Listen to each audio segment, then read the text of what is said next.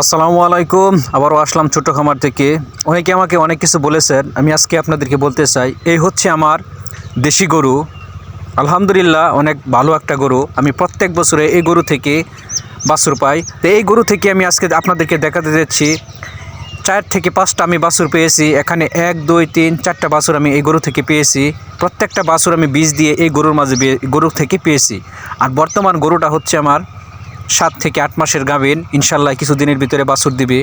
তাই আমি মনে করি যারা আমার মতো নতুন আছেন, যারা পড়াশোনার পাশাপাশি কিছু করতে চান, অল্প সময়ে লাভবান হতে চান, তাই আমি আপনাদেরকে একটা কথাই বলতে চাই যে আপনি দেশি গরু দিয়ে খামার শুরু করেন। দেশি গরুর মাঝে ভালো জাতের বীজ দিবেন, ইনশাল্লাহ দেখবেন ভালো জাতের বাছুর পাবেন। তে এই গরু থেকে আমি যখন 4 থেকে 5টা আমি বাছুর পেয়েছি, ইনশাল্লাহ আমি লাভবান। বর্তমান যদি আমি এই গরু বা বাছুরগুলো বিক্রি করি, তাহলে 2.5 লক্ষ থেকে 3 লক্ষ টাকা বিক্রি করতে পারবো।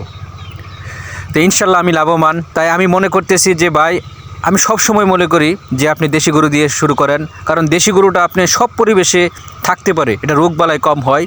যা আমি দীর্ঘদিন যাবৎ লালন পালন করতেছি, এখনও করতেছি, এর মাঝে আমি কোনো সমস্যা এখনও দেখি নাই বা পাই নাই। তাই আমি মনে করি ভাই আপনারা দেশি গরু দিয়ে শুরু করেন, ইনশাল্লাহ নিজে পরিশ্রম করেন, ইনশাল্লাহ আমার মতো লাভবান হবেন, যা আমি লাভবান। এরকম গরু আমার কয়েকটাই আছে।